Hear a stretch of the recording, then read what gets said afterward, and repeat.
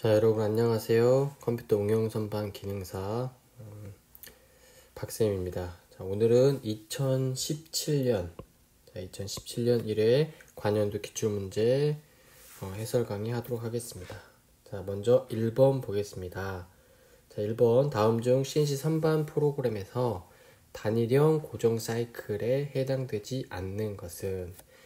자, 여러분들 단일형 고정 사이클이라는 것은 뭐냐면 옆에 그림을 보시면 원래 공작물이 이런 상태로 되어 있는데 이걸 한꺼번에 깎아낼 수 없기 때문에 우리가 이런 사이클을 써서 이렇게 조금씩 깎아내는 것을 우리가 고정 사이클이라고 합니다. 그런데 우리가 이제 단일형 고정 사이클에 해당되지 않는 것은 일단 정답은 4번 정삭 사이클이 되겠습니다. 자, 정삭 사이클은 단일형 고정 사이클이 아닙니다. 자, 우리가 이제 예를 들어 뭐 내외경 절삭 사이클이라든지 나사 절삭 사이클이라든지 단면 절삭 사이클, 즉 G90, G92, G94로 하는 것들은 우리가 단일형 고정 사이클이라고 합니다. 이렇게 단일형 고정 사이클은 변경된 수치만 반복해서 지령하는 것이죠. 그래서 뭐 G90인 안찌름 바깥찌름 사이클, G92 나사절삭 사이클, G94 단면절삭 사이클이고, 그 다음에 한 개의 블록으로만 지령하는 것을 우리가 이제 복합형 반복 사이클이라고 하는데, 대표적인 게 이제 G70이죠. G70하고 뭐 G74 정도가 되는데, 그래서 여러분들이 보실 때 이 단일형하고 복합형하고 차이점이 뭐냐면, 단일형은 변경된 수치만 반복해서 지령하는 것이고, 자, 그 다음에 복합형 같은 경우는 한 개의 블록으로만 지령하는 것입니다. 예를 들어 여러분들 프로그램 보시면 정삭 사이클에 뭐 G70 뭐 이렇게 하나의 블록으로만 지령하는 것을 우리가 복합형 반복 사이클이라고 생각하시면 되겠습니다. 자, 그래서 정답은 4번이 되겠습니다. 자, 2번 보겠습니다. 2번 치수 기입 시 사용되는 기호와 그 설명으로 틀린 것은. 자, 정답은 4번이 되겠습니다. 4번. 정사각형은 해설에 나온 것처럼 이렇게 정사각형을 표현해 주겠죠. 그 다음에 1번은 45도 못따기, 그 다음에 2번은 지름, 자, 3번은 9의 지름이 되겠습니다. 그래서 보조기호 같은 경우는 치수 보조기호는 꼭 나오니까 여러분들 해설에 있는 치수 보조기호를 꼭 암기해 주시기 바랍니다. 자, 3번 문제 보도록 하겠습니다. 3번. 자, 머시닝 센터 프로그램에서 고정 사이클을 취소하는 준비 기능. 자, 고정 사이클을 취소한다. 고정 사이클을 취소하는 준비 기능은 G80이 되겠습니다. G80이 되겠죠. 자, 고정 사이클을 취소하는 기능은 G80. 자, 핵심 이론에 자, 이렇게 별표 쳐놓은 G코드는 여러분들이 좀 암기하시면 금방 풀 수 있는 문제입니다. 자, 그 다음에 G76 같은 것은 정밀 보링 사이클, 자, 3번의 G83은 심공 드릴 사이클, 4번의 G87은 백보링 사이클이 되겠습니다. 자, 4번 보도록 하겠습니다. 4번. 자, 프로그램을 컴퓨터의 기억 장치에 기억시켜 놓고, 자, 통신선을 이용해 한 대의 컴퓨터에서 여러 대의 CNC 공작 기계를 직접 제어하는 것은 무엇인가? 자, 핵심 키워드는 이 한 대의 컴퓨터에서 여러 대의 CNC 공작 기계입니다. 이 한 대의 컴퓨터에서 여러 대의 CNC 공작 기계를 직접 제어하는 것은 자, DNC가 되겠습니다. DNC. 우리가 다이렉트 NC라고 해서 쉽게 말씀드리면 그림을 보시면 이제 중앙 컴퓨터가 있고 이 중앙 컴퓨터에서 여러 가지 CNC 공작기, 예를 들어 뭐 CNC 선반이라든지 아니면 머시닝 센터라든지 이 CNC 공작 기계를 자, RS23이나 뭐 인터넷 케이블 이런 통신선들을 이용해서 한 대의 컴퓨터에서 여러 대의 공작 기계를 제어하는 방식을 우리가 DNC라고 합니다. DNC. 자, DNC. 그래서 정답은 DNC고, 참고로 여러분들 1번에 있는 ATC는 자, 오토매틱 툴 체인지라고 해서 자동 공구 교환 장치가 되겠고, 그 다음에 뭐 4번의 FMC 같은 경우는 복합 가공, 그 다음에 FMS 같은 경우는 유연 생산 시스템, 그다음에 또 많이 나오는 게 CIMS, 컴퓨터 통합 가공 시스템 등이 있습니다. 그래서 여러분들 한 대의 컴퓨터에서 여러 대의 CNC 공작기를 직접 제어하는 것은 우리가 DNC라는 것을 꼭 여러분들이 아시면 될 것 같습니다. 자, 5번 보도록 하겠습니다. 5번. 자, CNC 선반에서 지령값이 지령값입니다. 지령값. 자, 지령값. 자, 선반에서 지령값이 58.0이 되겠습니다. 자, 프로그램하여 외경을 가공한 후 자, 측정한 결과가 57점 측정값입니다. 측정값이 57.96이 되겠습니다. 자, 기존의 X축 보정량이 0.005 보정량. 자, 기존의 X축 보정량이 0.005라 할 때 보정값을 얼마로 수정해야 하는가? 먼저 여러분들 측정값과 지령값의 오차를 보시면, 자, 측정값이 57.96에서 자, 지령값을 빼주면 자, 마이너스 0.04, 즉 0.04만큼 작게 가공되므로, 그래서 공구를 X의 플러스 방향으로 작게 가공됐으니까 플러스 방향으로 0.04만큼 이동하는 보정을 해야 되는데, 자, 그러면 기존의 보정값이 0.005가 있고, 자, 플러스 방향으로 0.04만큼 이동해야 되니까 더해주면 정답은 공구 보정값의 0.045, 정답은 4번이 되겠습니다. 4번이. 자, 6번 보도록 하겠습니다. 6번. 초경 공구와 비교한 세라믹 공구의 장점 중 옳지 않은 것은입니다. 옳지 않은 것은, 자, 세라믹 공구인데, 자, 우리가 이 세라믹 공구의 특징을 잘 살펴보시면, 이 세라믹은 초경보다 높은 온도에서 고온 경도가 높지만 가장 큰 단점이 뭐냐면 충격 강도가 낮습니다. 그래서 옳지 않은 거니까 4번에 보면 충격 강도가 높다라고 되어 있는데, 이 세라믹 공구는 취성, 잘 깨지는 성질이 있어서 충격이나 또한 진동에 약해서 충격 강도가 낮게 되어 있습니다. 낮게. 그래서 정답은 4번이 되겠고, 이런 세라믹의 합금의 특징은 이렇게 정리되어 있으니까 여러분들 한번 잘 암기하시면 될 것 같습니다. 자, 7번 보겠습니다. 7번. 자, CNC 프로그램에서 EOB입니다. EOB. 자, EOB의 뜻은 뭐냐면, 자, 먼저 우리가 CNC 프로그램이 어떻게 운영되는지를 먼저 보면, 자, 여기에 보면 지금 일단 이 G00, 즉 이 G00이 있는데, 이 G00에서 이 G는 자, 어드레스가 되겠습니다. 어드레스. 자, 어드레스 우리 주소라고 하고, 그 다음에 여기가 00이 이제 수치가 되는데, 이 주소하고 수치를 더해서 이것을 우리가 워드, 단어라고 합니다. 단어. 자, 그러면 이 지금 이 G 어드레스하고 이 수치를 더한 것을 워드라고 합니다. 워드. 또한 이 워드하고 워드가 모여서 우리가 블록을 이룹니다. 블록. 그래서 이 블록의 끝에 이 표시를 하는데 이것을 우리가 EOB라고 합니다. EOB. 자, end of 블록. 자, end of 블록. 그래서 정답은 2번이 되겠습니다. 그럼 이런 블록들이 모여서 우리가 하나의 프로그램이 되는 겁니다. 자, 다시 한번 말씀드리면, 예를 들어 이제 X10이 이렇게 있으면 이 X는 어드레스가 되겠습니다. 어드레스, 주소가 되겠고, 이 10은 이제 수치가 되는데, 이 어드레스, 주소하고 수치하고 더해져서 하나의 단어, 워드가 됩니다. 워드. 이 워드들이 모여져서 하나의 블록이 됩니다. 블록. 자, 이 블록이 되면 이 블록들이 모여져서 프로그램이 되는 겁니다. 그래서 해설을 잠깐 보시면, 자, 몇 개의 단어가 모여 구성된 한 개의 지령 단위 지령절, 자, 블록이라고 하는데, 이 지령절과 지령절을 EOB, 즉 end of 블록으로 구분한다. 그래서 여러분들 여기 세미콜론, 이 표시를 많이 쓰게 됩니다. 자, 그럼 8번 보겠습니다. 8번. 자, 맞물리는 한 쌍의 기어의 간략도라고 합니다. 간략도. 우리가 기어를 그릴 때 다 그리는 게 아니라 간단하게 보기 위해서 우리가 간략도를 그리는데, 지금 그림에서 보이는, 보기에서 보이는 기어 간략도에 해당하는 것은 무엇인가? 그래서 정답은 여기 보시면 이렇게 두 개 있기 때문에 이중 헬리컬 기어가 되겠습니다. 헬리컬 기어. 자, 이중 헬리컬 기어가 되겠습니다. 자, 9번 보겠습니다. 센타리스 연삭기의 특징 설명으로 틀린 것은?인데 정답은 1번이 되겠습니다. 1번. 자, 우리가 긴 홈이 있는 가공물의 연삭에 적합하다.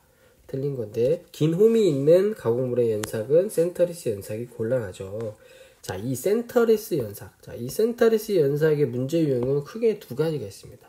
방금처럼 연삭기의 설명으로 틀린 것은, 또한 센터리스 연삭하고 일반 연삭하고 비교해서 장점이라든지 이런 것들, 즉 센터리스 연삭기의 특징에 관련된 것들 여러분이 잘 암기하시면 문제를 금방 풀어낼 수 있을 거라고 생각이 됩니다. 자, 그림에 보시면 우리가 이제 일반 연삭 같은 경우에는, 자, 우리가 일반 연삭에는 공작물이 이렇게 있으면 여기에 이제 센터 구멍을 내서 센터를 자 이렇게 설치하고, 센터를 설치하고 숫돌이 있으면 숫돌이 회전하고 이 공작물도 같이 회전해서 이 숫돌이 움직이든 공작물이 움직이든 이렇게 가공하는 게 일반적인데, 자, 그러려면 여기에 센터를 대야 되고 공작물에 센터 구멍을 뚫어야겠죠. 그런데 센터리스 연상은 공작물에 센터 구멍을 뚫지 않고 여기 보이는 이 조종숫돌을 조금 삐뚤어서 자동적으로 공작물이 앞으로 자동으로 이동하게 되는데, 이 공작물이 대형이거나 또는 무겁거나, 또한 이 공작물에 긴 홈이 있다고 하면 이게 돌아가면서 공작물이 회전하면서 가공이 안 되겠죠. 그래서 이 여러분 일반 연삭하고 센터리스 연삭하고의 구조 자체를 차이점을 잘 아시면 센터리스 연삭의 특징에 대해서 여러분들이 암기하신데 더 쉬울 거라고 생각됩니다. 자, 그래서 센터리스 연삭의 특징은 중요하니까 여러분들 꼭 암기하시면 될 것 같습니다. 자, 그러면 10번 보겠습니다. 10번. 자, 다음과 같은 숫돌받기 표시. 자, 숫돌받기 표시 방법은 상당히 많이 나오니까 여러분들이 꼭 암기하셔야 되는데요. 자, 문제에서 숫돌 입자의 종류를 표시한 것은 무엇이냐? 자, 숫돌받기의 표시는 5개를 표시합니다. 하나, 둘, 셋, 넷, 5개를 표시하는데요. 자, 순서대로 숫돌 입자.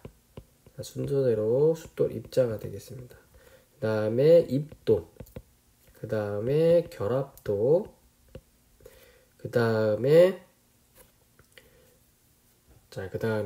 조직이 되겠습니다. 조직, 그 다음에 결합체. 자, 그래서 숫돌받기 표시는 상당히 여러분들이 많이 나오니까 꼭 암기하십시오. 자, 문제에서는 숫돌 입자라고 했어요. 숫돌 입자의 종류는 맨 앞에 나온 AA, 화이트 알루미늄화가 되겠고, 자, 60은 입도, 자, K는 결합도, M은 조직, V는 결합체가 되겠습니다. 나중에 이제 숫돌 입자에서 다 뭐냐면 이 V가 무엇을 나타내는지, 비트리파이트인지 결합체의 종류에서 V가 무엇을 나타내는지 이런 것들이 또 나오는 문제가 있으니까 차근차근 뒤에서 한번 보도록 하겠습니다. 자, 11번 다음 CNC 선반 프로그램에서 N04 블록을 수행할 때 회전수, 자, 문제 회전수를 구하는 문제입니다. 회전수. 자, N04 블록을 먼저 보도록 하겠습니다. N04 블록인데 N04 블록을 수행할 때 회전수는 얼마인지를 보게 되시면, 먼저 N04를 보기 전에 N02 블록을 보시면, 자, N02 블록을 보시면, 자, N02 블록을 보시면, 자, N02 블록을 보시면 G96으로 되어 있습니다. 자, G96. 자, G96 같은 경우에는 G96은 절삭 속도 일정 제어입니다. 절삭 속도 우리가 일정 제어인데, 이 절삭 속도 뒤에 나오는 지금 S150이죠. 이 S150은 그러면 150m 미의 절삭 속도가 될 겁니다. 자, 그러면 이제 회전수를 구해야 되는데, 자, 먼저 여러분들 회전수 그 전에 V는 1000분의 우리가 파이 dn입니다. 여기서 n을 뽑아내면, 회전수를 뽑아내면 n은 파이 d분의 1000v가 되니까 자 먼저 절삭 속도는 구해줬죠. 150m/min으로. 자 그러면 d가 공작물의 지름인데 공작물의 지름은 N04 블록에 보면 G01 직선 가공으로 X 10만큼 같습니다. X 10만큼. 그러면 이건 10이 되겠죠. 그 다음에 V는 150이 되겠고. 자 그러면 이쪽에 지금 공식이 있는데 한번 보게 되시면 자 파이 그 다음 지름 10mm 그 다음에 1000에 150이 하면 4774.65 그래서 회전수는 4775 RPM인데 자 9에서 나온 RPM이 4775 RPM인데 자 여기서 보시면 먼저 G50 N01 블록에 보시면 자 N01 블록을 다시 한번 보시면 자 그 N01 블록은 G50은 뭐냐 자 G50은 두 가지 기능이 있습니다. 좌표계 설정과 또 하나 주축 최고 회전수를 설정하게 되어 있습니다. 자 그러면 G50 뒤에 X200, Z160의 좌표계 설정하고 그 뒤에 나오는 S2000이니까 주축 최고 회전수는 2000 RPM이 됩니다. 그런데 계산한 회전수가 지금 4775 RPM인데 최고 회전수보다 높게 되니까 최고 회전수보단 높게 올라가지 않겠죠. 그래서 N04 블럭의 회전수는 2번 이 최고 회전수인 2000 RPM이 되겠습니다. 11번에 여러분들 2번이 되겠습니다. 2번. 자 그래서 여기 문제를 조금 여기 수정해 주십시오. 수정. 11번의 정답은 2번이 되겠습니다. 2번. 자 그 다음에 12번 보도록 하겠습니다. 12번. 자 다음 그림과 같이 물체의 구멍, 홈 자 물체의 구멍, 홈 등의 특정 부위만 모양을 도시하는 투상도는 자 여러분들 이 투상도 많이 봤죠. 뭐 그림만 보고 이제 여러분들 맞출 수 있으니까 자 이거는 바로 국부 투상도가 되겠습니다. 국부 투상도. 자 정답은 그래서 2번이 되겠습니다. 국부 투상도. 자 그 다음에 뭐 나머지도 보조 투상도, 회전 투상도, 부분 투상도도 여러분들 핵심 이론. 자 핵심 이론에 보면 자 핵심 이론에 자 그림이 있으니까 그림으로 여러분들이 꼭 암기하시면 될 것 같습니다. 13번 풀겠습니다. 13번. 자, 홈 가공이나 드릴 가공할 때 일시적으로 공구를 정지시키는 기능, 휴지 기능의 CNC 용어를 무엇이라고 하는가? 자, 정답은 바로 드웰이 되겠죠. 드웰. 자, 드웰에 쓰는 G코드는 바로 G04가 되겠고, G04는 세 가지의 어드레스, 주소를 쓰게 되어 있습니다. X, U, P를 쓰게 되는데, P는 소수점을 찍을 수가 없겠죠.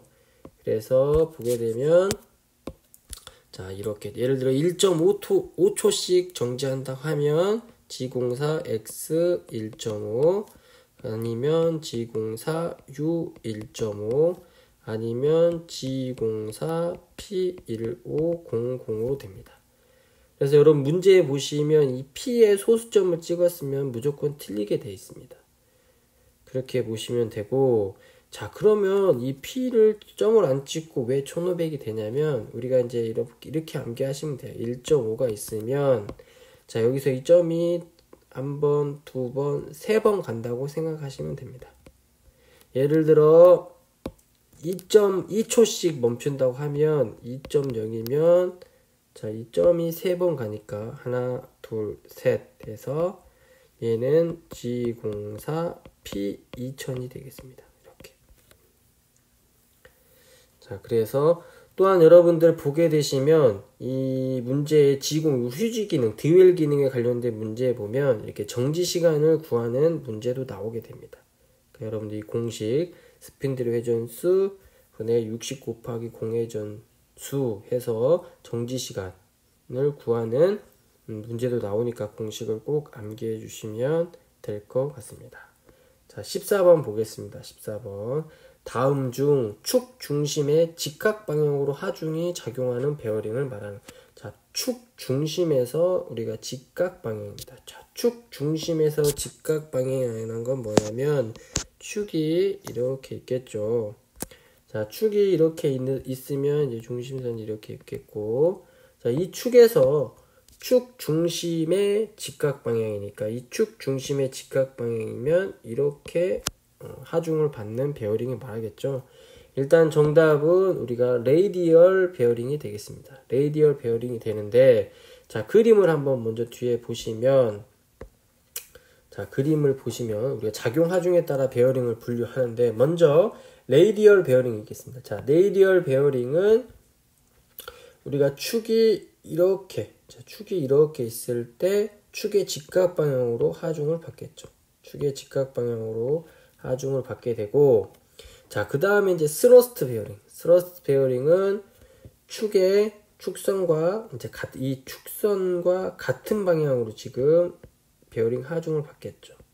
이 축선과 같은 방향으로 베어링 하중을 받는 게 바로 스러스트 베어링이 되겠고, 자, 테이퍼 베어링. 이 테이퍼 베어링은 레이디얼 하중, 축선의 직각 방향과 스러스트 하중, 즉 축선의 동일한 방향에, 즉 축선과 같은 방향이 동시에 작용하는 것입니다. 여기 보면 지금 파란색으로 보면 여기 축선과 동일한 방향으로 하중이 작용하고 축의 직각 방향으로 하중이 작용하는, 동시에 작용하는 그것을 우리가 테이퍼 베어링이라고 하겠습니다. 그래서 작용 하중에 따른 베어링의 분류에 대해서 여러분들이 아시면 될 것 같습니다. 자, 15번. 자, 황동의 화학적 성질이 아닌 것은, 자, 화학적 성질입니다. 자, 황동의 화학적 성질은, 자, 탈아연 부식, 그 다음에 자연균열, 고온 탈아연이 있습니다. 자, 인공균열은 황동의 화학적 균열이 아니죠. 네, 정답은 3번입니다. 자, 황동의 탈아연 부식은 황동 표면이나 또는 깊은 곳까지 탈아연 되는 현상이고, 자, 잔류 응력에 의한 균열은 그러니까 자연적인 생긴 자연균열이고, 높은 온도에서 증발에 의해서 표면에 아연이 탈출하는 것을 우리가 고온 탈아연이라고 하겠습니다. 자, 16번 보겠습니다. CNC 공작기에서 편집 모드, 에디터 모드에 대한 설명으로 틀린 것은, 자, 에디터 모드에 대해서 설명으로 틀린 건데, 자, 일단 4번을 보시면, 자, 4번을 보시면 프로그램을 실행하여 기계 가공을 한다. 나중에 여러분들 실기를 하시면 아시겠지만 프로그램을 다 완벽하게 입력을 하고 이제 돼서 프로그램을 실행해서 가공을 할 때는 편집 모드가 아니라 바로 자동 모드, 오토 모드에서 실시하게 됩니다. 오토 모드. 자, 그럼 편집 모드에서는 뭘 하냐? 말 그대로 프로그램을 입력하거나 또한 프로그램 내용을 뭐 삽입하거나 수정하거나 삭제하거나 이런 편집에 관련된 거고, 또 메모리된 프로그램을 찾는다거나 아니면 워드를 찾을 수 있다거나 뭐 이런 것들을 우리가 프로그램 CNC 공작기계 에디트 모드, 편집 모드에서 하게 됩니다. 자, 우리가 여러분들 조작판을 보시면 나중에 이렇게 뭐 토글 스위치가 이렇게 있지만, 그래서 이 토글 스위치를 돌리면 이제 편집 모드, 여기에 보면 뭐 오토도 있고 에디트 모드도 있고 해서 이 토글 스위치를 돌리면서 여러분들 그 모드를 선택하게 되어 있습니다. 실기하시면서 자세히 보시면 될 것 같습니다. 자, 17번. 자, 고정식 원판 코일에 전류를 통하면 전자력에 의하여 회전 원판이 잡아당겨 브레이크가 걸리고 전류를 끄르면 스프링 작용으로 원판이 떨어져 회전을 계속하는 브레이크는, 자, 여러분 딱 읽어보시면 이거는 전자 브레이크구나 라고 아실 수 있을 것입니다. 자, 17번. 그래서 전자 브레이크는 두 장의 마찰 원판을 사용하여 두 원판의 탈착 조작이 전자력에 의해서 이루어지는데, 뭐 쭉 한번 읽어보시면 될 것 같고, 그 다음에 이제 뭐 밴드 브레이크나 우리가 블록 브레이크, 그 다음에 이런 것들을 보시면 될 것 같습니다. 18번 넘어가겠습니다. 다이얼 게이지의 일반적인 특징으로 틀린 것은, 자, 다이얼 게이지의 특징에 대해서 여러분들 많이 나오는데, 다이얼 게이지는 연속된 변유량의 측정이 가능합니다. 자, 다이얼 게이지는 연속된 측정이 가능합니다. 그래서 3번에 보시면 틀린 거니까 연속된 변유량 측정이 불가능하다. 그것은 틀린 거가 되겠죠. 그래서 다이얼 게이지는 뭐 소형이고 측정 범위가 넓고, 그 다음에 연속된 변유량 측정이 가능하고 많은 개수의 측정을 동시에 할 수 있고, 부속품에 따라 광범위하게 측정할 수 있다는 것이 다이얼 게이지의 큰 특징이 되겠습니다. 자, 19번 보겠습니다. 자, 줄 작업입니다. 줄. 자, 줄 작업을 할 때 주의할 사항으로 틀린 건데, 이건 여러분이 좀 암기하셔야 될 게, 우리가 보통 줄을 할 때 작업 순서가 있습니다. 작업 순서가 있는데, 그 작업 순서기 여러분 좀 암기하셔야 되는데, 작업 순서가 황목, 중목, 세목, 유목 순이 되겠습니다. 황목, 중목, 세목, 유목 순이 되겠습니다. 그래서 뭐 거친 거부터 안 거친 것까지 쭉 이렇게 가는데, 이 줄 작업 순서인데 여러분들이 좀 이것은 암기하셔야지만 문제를 풀 수 있을 겁니다. 정답은 그래서 보통 줄의 사용 순서는 황목, 세목이 아니라 황목, 중목, 세목, 유목 순으로 한다 하는 것들을 기억하시면 될 것 같습니다. 자, 20번 보겠습니다. 20번. 자, 밀링 공작 기계에서 스핀들의 회전 운동을 수직 왕복 운동으로 변환시켜주는 부속 장치는, 자, 좀 여러분들 밀링 공작 기계의 부속 장치 중에 보셔야 될 게, 자, 스핀들의 이 회전 운동. 자, 스핀들의 이 회전 운동을 무슨 운동이냐면 바로 수직 운동, 수직 왕복 운동으로 바꿔주는 장치는, 부속 장치는 바로 여기 회전 운동을 수직 왕복 운동으로 바꿔주는 부속 장치는 바로 슬로팅 장치가 되겠습니다. 슬로팅 장치가 됐습니다.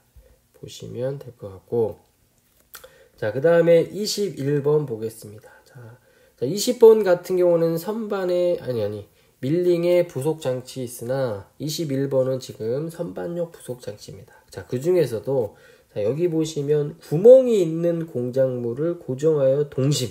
자, 동심. 구멍이 있는 공작물을 고정하여 동심으로 가공할 때 사용되는 선반의 부속 장치는, 자, 문제 상당히 많이 나오는데, 자, 그림을 보시면, 자, 공작물이 여기 있습니다. 공작물에 그 대신 구멍이 뚫려 있죠. 근데 이 구멍이 뚫려 있는 것을 고정을 하기 위해서 우리가 여기에 보시면 이제 맨드릴이라는 게 있습니다. 맨드릴. 자, 이 구멍 안에다가 이 맨드릴을 넣어서 이 맨드릴을 우리가 척이나 이 센터로 잡아서 회전시키면서 가공하는 것을 우리가 바로 그때 사용되는 게 맨드릴이 되겠습니다. 맨드릴. 자, 맨드릴. 자, 맨드릴은 또 다른 말로 우리가 이제 신봉이라고도 합니다. 신봉. 과거 문제들을 보면 맨드릴을 신봉으로 나타내는 경우들도 있으니까 같이 암기하시면 될 것 같습니다. 자, 그리고 뭐 여러분들 선반의 부속 장치 중에 가장 단골로 많이 나오는 게 이제 방진구죠. 방진구. 가늘고 긴 일감의 휘어짐을 방지하기 위해 사용하는 부속 장치, 방진구. 그 다음에 이제 뭐 여러분들 척인데, 척의 종류에는 뭐 단동척, 연동척이 있는데, 그런 것들은 나중에 뒤에 가서 한번 보시기로 하겠습니다. 자, 정답은 그래서 1번 맨드릴이 되겠습니다. 자, 그래서 여러분 키워드로 외워야 될 때 뭐냐면, 자, 구멍이 있는 공작물 고정하여 동심이다. 이것을 좀 키워드로 암기하시면 될 것 같습니다. 자, 22번. 자, 너트의 풀림 방지를 위해 주로 사용하는 핀. 자, 핀입니다, 핀. 자, 너트의 이완 방지 또는 풀림 방지에 사용하는 여러 가지 방법들이 있는데, 뭐 로크라트라든지 뭐 이런 여러 가지 방법들이 있는데, 그 중에 이제 들어가는 게 핀도 있는데, 그때 사용하는 핀은 무엇인가가 문제인데, 여러분들 정답은 분할핀이 되겠습니다. 분할핀. 자, 분할핀이 되는데, 자, 여기 그림을 보시면, 자, 분할핀은 두 가닥으로 되어 있습니다. 이렇게 두 가닥. 첫 번째, 두 번째. 두 가닥으로 되어 있는데, 자, 이쪽에 정면도에서 보시면 너트를 이렇게 너트를 조이고, 여기에 구멍이 뚫어진 너트에 이렇게 분할핀을 통과시켜 가지고 끝을 두 개로 이렇게 갈라 놓으면 이 너트가 풀리지 않겠죠. 이때 사용하는 것을 우리가 분할핀이라고 합니다. 분할핀. 자, 분할핀. 자, 분할핀은 한쪽 끝이 두 가닥으로 갈라진 핀입니다. 그걸 우리가 분할핀으로 되어 있으니까 그것을 여러분들이 분할핀은 너트의 풀림 방지에 이용되는구나 라고 암기하시면 될 것 같습니다. 자, 23번 보겠습니다. 단조나 주조품의 볼트 또는 너트를 체결할 때 접촉부가 밀착되게 하기 위하여, 자, 이게 키워드입니다. 구멍 주위를 평탄하게 하는 가공. 자, 구멍 주위를 평탄하게 하는 가공은 정답은 스포 페이싱이 되겠습니다. 스포 페이싱. 자, 스포 페이싱보다 가장 많이 나오는 게 카운터 싱킹과 카운터 보링입니다. 여러분들 카운터 싱킹은 먼저 드릴로 이렇게 구멍을 뚫은 다음에 접시머리 나사에 머리가 묻히게끔 카운터 싱킹 공구로 접시머리 나사가 묻히게끔 가공해 주는 건 카운터 싱킹이 되겠습니다. 그다음 카운터 보링은 카운터 보링도 마찬가지로 드릴 가공을 하고 카운터 보링 공구로 볼트 머리가 묻힐 수 있도록 카운터 보링 공구로 가공하는 것을 카운터 보링이라고 합니다. 여러분들 이렇게 보시면 파란색으로 카운터 보링하고 스포 페이싱의 차이점은 카운터 보링은 이렇게 볼트 머리가 묻히게끔 가공하는 반면에 자, 스포 페이싱은 자, 카운터 보링처럼 깊게 파는 것이 아니라 구멍이 묻히게끔 구멍 주위를 평탄하게 이렇게 가공하는 겁니다. 자, 다른 색깔로 표현해 보면 예를 들어 이 색깔로 표현해 보면 카운터 보링은 나중에 볼트를 체결하면 이렇게 볼트 머리가 완벽하게 묻히게끔 되는데 자, 스포 페이싱은 구멍 주위를 평탄하게 하니까 볼트 머리가 완벽하게 묻히진 않겠죠. 이렇게 볼트 머리가 완벽하게 묻히진 않을 겁니다. 그래서 카운터 보링과 스포 페이싱의 차이점이 그렇게 있다는 걸 여러분들이 아시면 될 것 같습니다. 그래서 여기 보시면 또 해설해 보시면 드릴 가공의 종류가 많이 나와 있습니다. 뭐 카운터 싱킹, 접시머리, 카운터 보링, 볼트 머리가 묻히게끔, 자, 탭핑, 공작물 내부의 앞나사, 보링, 뚫어진 구멍을 넓히는 거, 자, 리밍은 뚫어진 구멍을 정밀도 있게 다듬는 가공, 드릴 가공의 종류도 상당히 많이 나오니까 암기하시면 좋을 것 같습니다. 24번. 자, CNC 프로그램에서 보조 프로그램입니다. 보조 프로그램을 호출하는 보조 기능은 자, 정답은 M98이 되겠습니다. 그래서 여러분들 보조 프로그램, 즉 M코드는 반드시 암기하셔야 됩니다. 자주 출제되고 또한 여러분들 실기시험, 자, 이 실기시험에도 꼭 필요하기 때문에 여러분들 M코드는 꼭 암기하셔야 됩니다. 자, M00부터 자, 암기하는 팁을 알려드리면 처음부터 이렇게 순서대로 암기하시는 게 좋습니다.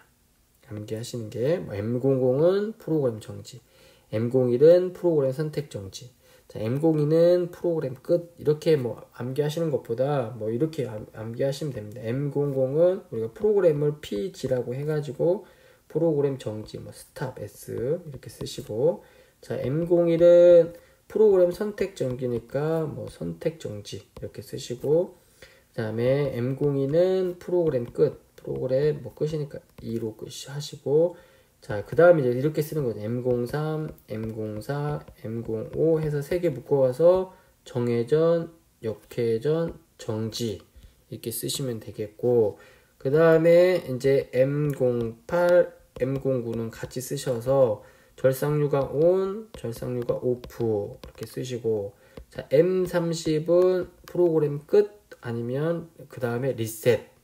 자, M30은 뭐냐면 우리가 이제 프로그램이 여기서부터 뭐 쭉 이렇게 있다고 치면, 자, 이제 여기에 이제 M30을 만나면, M30을 만나면 커서가 있는데 M30을 만나면 프로그램이 끝났고 리셋되니까 처음으로 돌아가게 됩니다.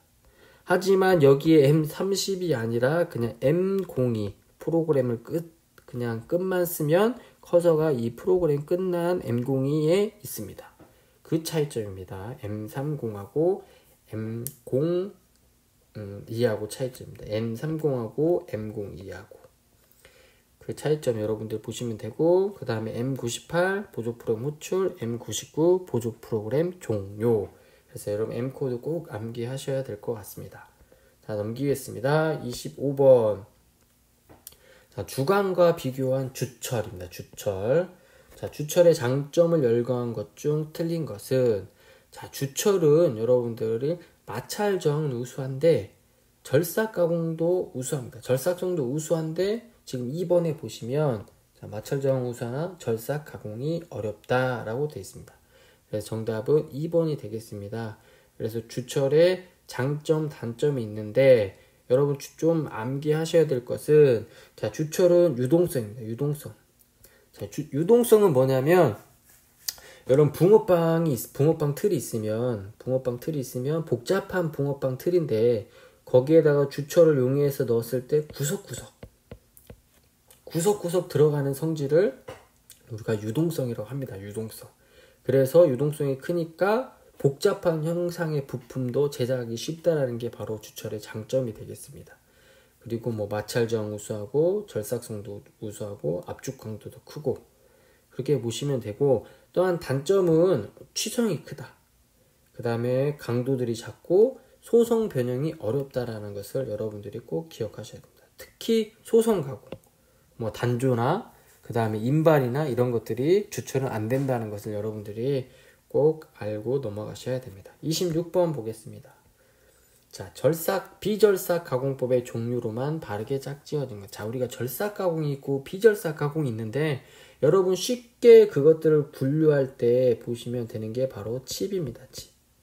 예를 들어 선반을 가공할 때 칩이 유동형 칩이 나오냐 전단형 칩이 나오냐, 칩이 나오죠.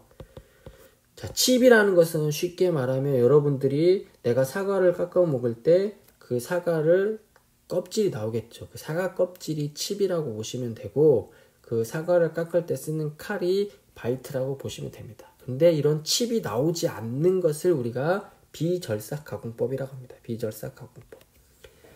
자, 그래서 비절삭 가공의 대표적인 게 이제 용접, 주조, 소성 가공인데, 자, 소성 가공은 칩이 없이 가공하는 건데 소성이라는 성질을 이용해서 우리 가공하게 되는데, 자, 참고로 이제 우리가 소성과 탄성이 있습니다. 탄성. 자, 이렇게 철사가 있으면 여기에 이제 힘을 주게 되면 철사가 어느 정도 구부렸다가, 자, 힘을 제거하면 철사가 원위치로 가겠죠. 이 원위치로 갔을 때 성질을 우리가 탄성이라고 하는데, 어느 정도의 힘을 줬을 때는 이게 구부러지고 원상태로 안 가겠죠. 이 안 갔을 때 성질을 이제 소성이라고 합니다. 이런 성질을 이용해서 칩이 나오지 않고 가공하는 것을 소성 가공법인데, 그 대표적인 게 바로 단조, 아변, 전조, 인발, 압출, 프레스 가공 등 있겠습니다. 그래서 정답은 4번이 되겠습니다. 4번. 소성 작업, 용접 작업이 되겠습니다. 자, 27번 보겠습니다. 탄소강의 성질에 관한 설명으로 옳지 않은 것은, 자, 탄소강은 탄소량이 증가할수록 내식성은 감소됩니다. 자, 2번에 보시면 잘못했죠. 자, 탄소량이 증가할수록 내식성은 증가가 아니라 감소가 되겠습니다. 감소. 자, 탄소량이 많아지면 인성과 충격치는 감소하고, 탄소강의 비중은 탄소량의 증가에 따라 감소하고, 비열, 항자력 등은 탄소량의 증가에 따라 증가한다. 그래서 이 탄소량에 따라서 여러분들이 조금 알아두셔야 되는데, 그게 이제 탄소강의 물리적 성질, 그 다음 탄소강의 기계적 성질인데, 탄소량이 증가할수록 이 내식성은 감소하게 되겠습니다.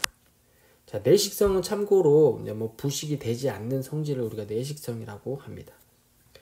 자, 28번 보겠습니다. 28번. 공업 분야에서 가장 광범위하게 사용되는 강제 케이스 규격에서 SS입니다. SS 기호.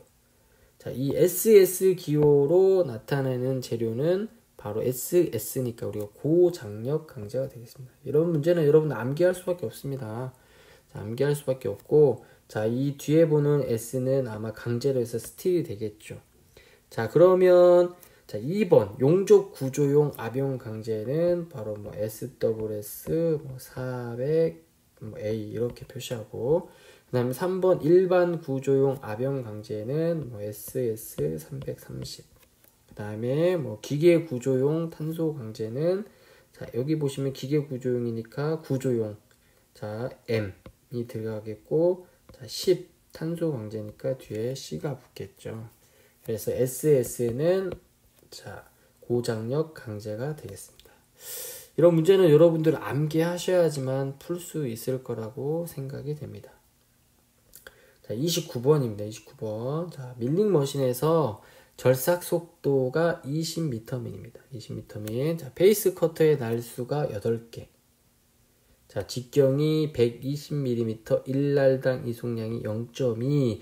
그래서 여러분들이 이렇게 1날당 이송량 이런 수치들이 나오면 아, 테이블 이송 속도를 구하라는 문제구나 하면 여러분들 이 공식, 테이블 이송 속도 구하는 공식을 꼭 머릿속에 떠올려야 됩니다. 자, 테이블 이송 속도 F는 FZ 곱하기 Z 곱하기 N인데 FZ는 1날당 이송량, 그 다음에 Z는 커터의 날수, 그 다음에 N은 커터의 회전수가 되겠습니다. 자, 그러면 자 1날당 이송은 바로 문제에 보면 0.2mm가 되겠고, 자 커터의 날수 Z는 8개가 되겠는데 아무리 눈 씻고 찾아봐도 지금 회전수는 없습니다. 자, 회전수가 없죠. 자, 회전수가 없는데 그러면 회전수를 구하는 자, N은 자, 파이 D분의 1000V가 되겠습니다. 자, 파이 D분의 1000V가 되니까 회전수를 구해야 되는데 그러면 절삭 속도는 문제에 주어졌죠. 그 다음에 공작물 지름, 이 절삭 속도하고 이 공작물 지름이 문제에 주어졌기 때문에 해설로 가보시면 자, 회전수 N은 파이 D분의 1000V, 그래서 파이 곱하기 자, 직경이 120mm, 1000 곱하기 절삭 속도가 20m민이니까 이 공식을 이용해서 회전수를 구하면 53rpm이 되겠습니다. 이 53rpm을 여기에다 넣으면 자, 해설해 보시면 자, 테이블 이송 속도 F는 FZ 곱하기 Z 곱하기 N이니까 FZ 1날당 이송 0.2mm, 이수 8개, 그 다음에 방금 구한 회전수 53rpm을 하면 테이블 이송 속도는 85mm 미니 되겠습니다. 그래서 정답은 3번이 되겠습니다. 3번. 그래서 여러분들 여기 문제는 이 테이블 이송 속도, 즉 F는 FZ 곱하기 이수 곱하기 N과 회전수 N은 파이 D분의 1000V, 이 두 공식을 알아야지만 이 문제를 풀 수가 있습니다. 그래서 여러분들 꼭 이 공식을 암기해서 문제 시험에 시험장에 가시면 좋을 것 같습니다. 자, 30번 보도록 하겠습니다. 30번. 자, 하중이 3000N입니다. 하중이 3000N이 작용할 때, 자, 정사각형 단면이죠. 정사각형 단면. 응력이 30N, N per cm의 저승이 발생했다면 정사각형 단면의 한 변의 길이는 몇 밀리미터인가? 자, 몇 밀리미터이죠. 일단은 여러분들 단위부터 보시면 응력의 단위는 30N cm가 되겠고, 우리가 한 변의 길이는 지금 cm를 물어본 게 아니라 밀리미터를 물어보니까 일단 cm로 구해서 밀리미터로 단위 변환을 해줘야 될 것 같습니다. 여러분들 가장 기본적인 공식인데, 자, 먼저 보게 되시면 우리가 응력을 구하는 거죠. 응력. 자, 응력은 여러분 단면적분의 힘. 자, 여기가 단면적이 되겠죠. 단면적분의 힘인데, 지금 우리가 응력은 주어졌고, 힘, 하중도 주어졌고, 자, 단면적이 안 주어졌는데, 단면적이 정사각형입니다. 정사각형. 자, 정사각형이죠. 자, 일단 그러면 A에 대해서 다시 공식을 풀었으면, 자, 이 A는 응력분의 F가 되는데, 자, F. 자, 해설에 나온 거하고 좀 이렇게 명칭을 통일하도록 하겠습니다. 명칭을 여러분 해설에 나온 거하고 통일하자. 이 명칭을 F가 아니라 W로 하겠습니다. W로. 자, W로 하면, 자, 여기 해설에 보시면, 자, A는 응력을 W로 나누면, 자, 응력은 30N per cm의 재생이 됐고, 그 다음에 3000N이 되니까 단면적이 바로 100cm의 자승이 되겠습니다. 자, 그러면 여기 단면적, 지금 이 단면적을 구했는데, 이 단면적이 1000이 아닙니다. 100cm의 자승이니까 한 변의 길이는 10cm가 되겠죠. 10cm. 그래서 이 10cm를 밀리미터로 고치면 100mm가 되니까 정답은 3번이 되겠습니다. 그래서 여러분들 꼭 이거 응력은 단면적분의 하중이다. 이 공식을 꼭 암기하십니다. 뭐 이거 인자 능력도 마찬가지고 전달 능력도 단면적분의 더블이다 라는 것을 꼭 여러분들이 암기하시면 될 것 같습니다.